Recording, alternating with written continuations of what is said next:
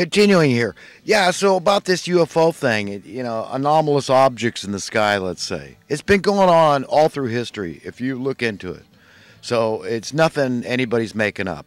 This thing that happened here recently in Chico was an extended period of time.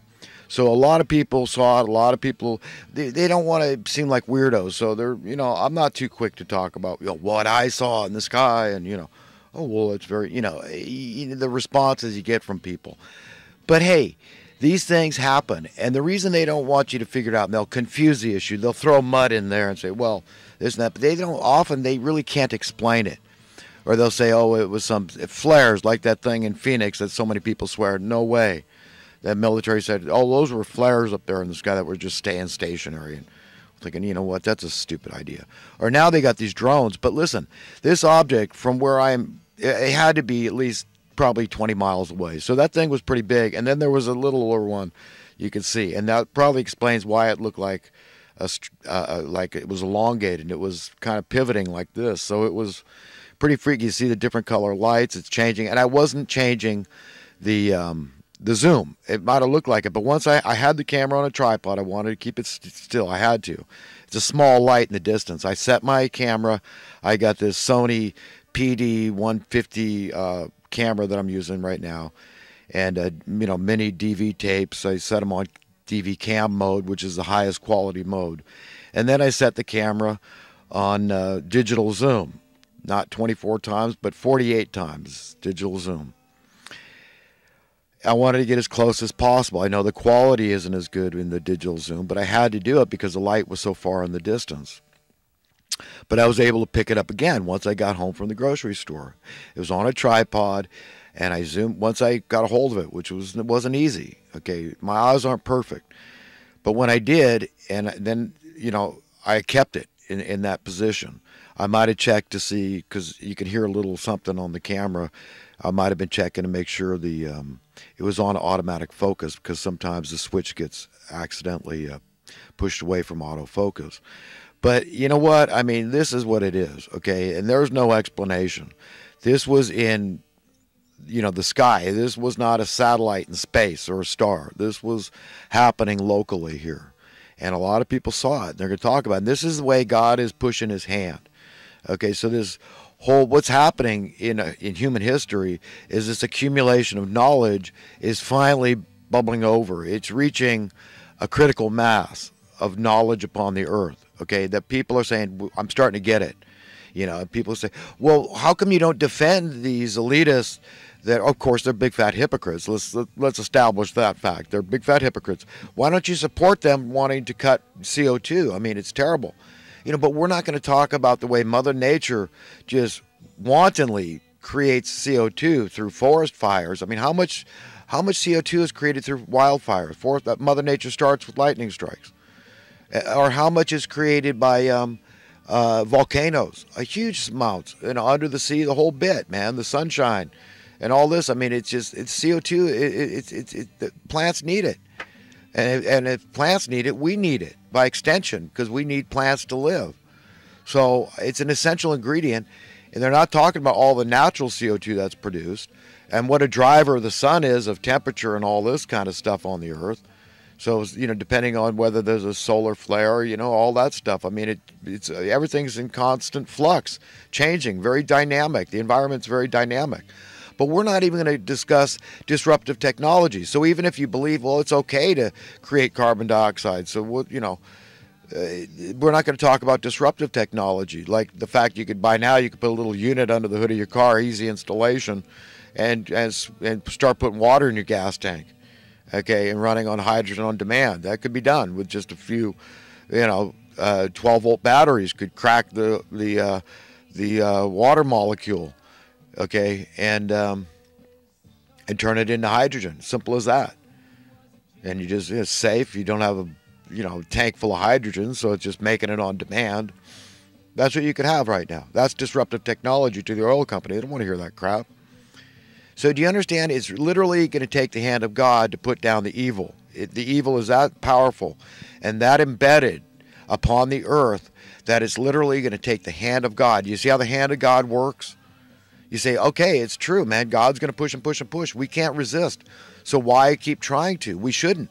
So unify Democrats and Republicans, conservatives and liberals, socialists and capitalists, all you good people, okay, that have common goals, that you want all the same things for yourself and your kids. So let's agree that. Let's unify around that, come around that, come together, and then just and be empowered and just demand oversight from the political class and come against them and say, no, all of us are telling, all the Democrats are telling the Republicans no, and the Republicans are telling the Democrats no, Republicans are telling Republicans no, Democrats are telling Democrats no, socialists are telling these pseudo-socialists no, liberals are telling the pseudo-liberals no, progressives are telling the pseudo-progressives no, true conservatives are telling the pseudo-conservatives no.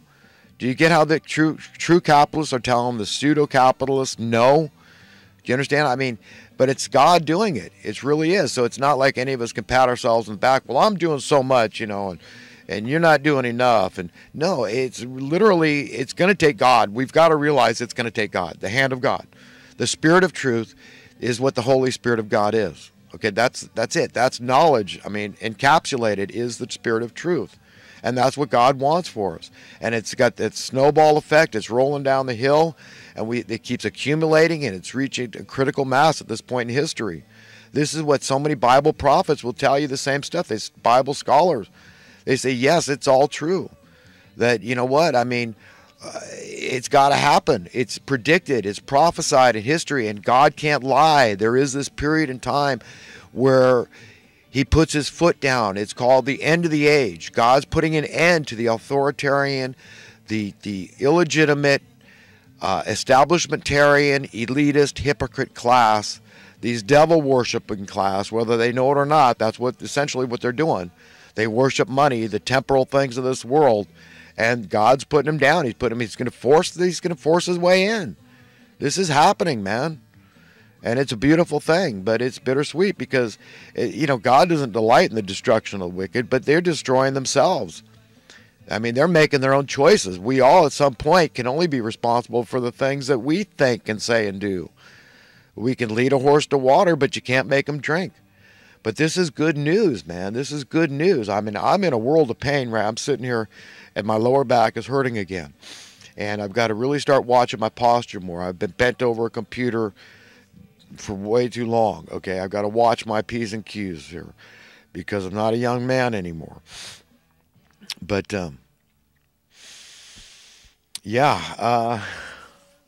so as usual, I'm all over the place. But really, I just like to get to the meat of the matter. I like to cut to the chase, and I like to play hardball because I don't think we have any time left to play softball here. Okay, we've got to be done with the you know, subtle niceties and all that. Look, the time is short. We've got to really get sober-minded and circumspective and really serious and demanding about change. And America has to stand up. We're not only standing up for ourselves, it's not a selfish thing, because the most selfish thing you could do is a selfless thing, because you get the most in return. We all know. The more you give, the more you get. As you sow, so you reap. So that's the way it works in reality.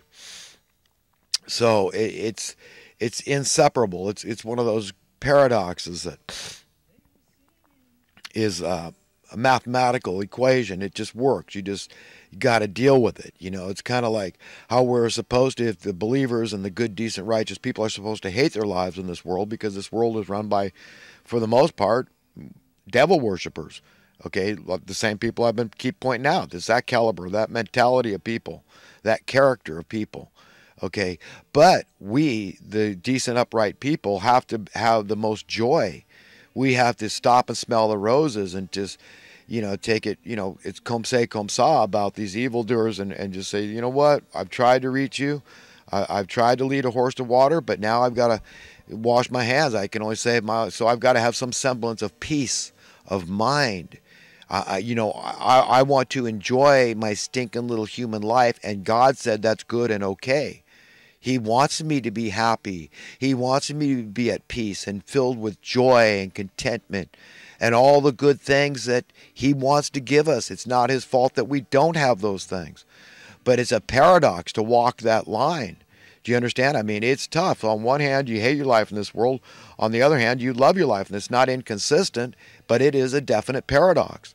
And that's what it's like contending with these monsters. I mean, you've got to have some peace of mind. But, you can't stop fighting them. You got to understand that God is using you. He's using me. He's using all human beings that hunger and thirst for righteousness to be the rule of the day all over the world, not just in America, but all over the planet. This is what's coming. This is what's got to be. This is God's will, and it's going to be forced on us. And the sooner we take it and run with it, because it's going to start picking up momentum. It's going to, I'm telling you, it's here. It's here. We've got to get it together. Okay, God is angry. Do you understand? And it's a beautiful thing. The righteous see that as beautiful. It's the fury, the righteous fury of his indignation. Do you understand? He's indignant. We've squandered the grace he keeps pouring over us and trying to save us over and over and over from the evil ones that want to enslave us, want to just steal our essence. We've got to give a damn about each other. If you really want people to give a damn about you, and you say that you really give a damn about yourself, your kids, your loved ones, okay, then this is for you. You've got to do it. You've got to care about others. That's it. The only way you can prove that you care about yourself is to care about the least of men. And that's Jesus Christ. That's what he called himself. Yes, he called himself many things. He called himself the Son of God. And every human being can call themselves a son of God. It's their choice. It's every one of our prerogatives. Sons and daughters of God. Absolutely, yes. Back then they tried to say, oh, radical, how dare him, blasphemer, equal himself. No.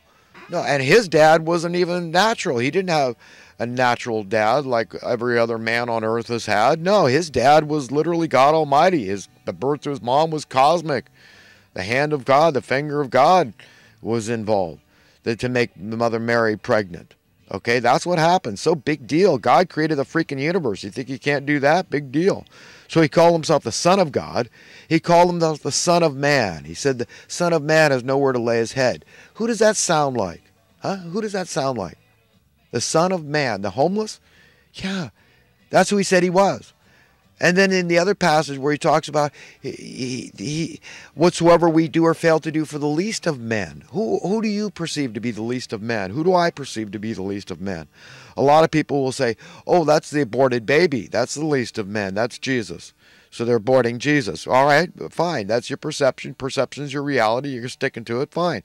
Well, I happen to think it's the homeless bum. Okay? That's lost hope. Okay, and that is turned into a virtual animal. It's going to even reject help. Can you imagine somebody getting that far? They showed some footage in New York, I think it was. This black guy was living in some kind of a makeshift tent, a little light of some kind in there, and I think he was writing in a notebook, and the authorities were coming and trying to save this guy. He was going to die.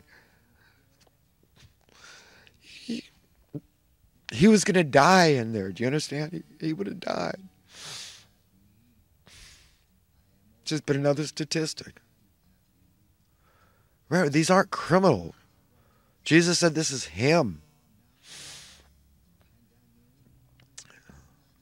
Do you see how this induces crime in our society? This deliberately making people poor, imposing austerity on the public when it's totally unnecessary. There's absolutely no valid reason for it at all. No justification for it, except what they say they have, to save the planet. So you have a lower carbon footprint. That's all they've got, man.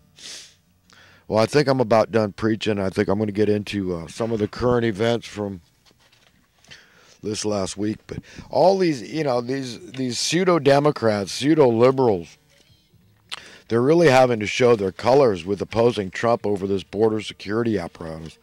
I thought it was a stupid idea from the beginning, but now I'm like, wow, when I see all the opposition, I'm thinking, dude, do what Ted Cruz said. Let's get El Chapo's money. He's got over $5 billion. Let's seize that.